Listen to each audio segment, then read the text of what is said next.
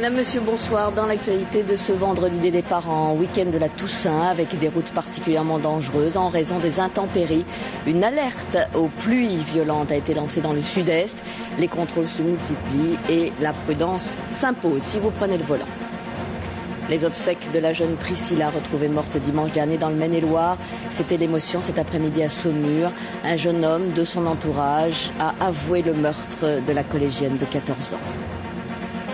Le retour en détention du violeur présumé qui avait été libéré par erreur la semaine dernière. La Cour d'appel a rectifié la décision de remise en liberté, une première en matière judiciaire. Nicolas Sarkozy, on s'en souvient, avait parlé de décision invraisemblable. Rectification donc.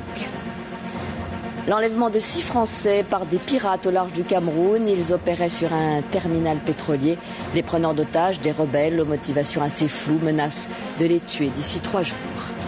Et puis plus légèrement au cinéma, la sortie exceptionnelle un vendredi du nouveau James Bond. C'était donc aujourd'hui la deuxième prestation de Daniel Craig, héros de Quantum of Solace. Nous avons pu le rencontrer hier soir. Il nous parle de son personnage et du tournage plutôt mouvementé.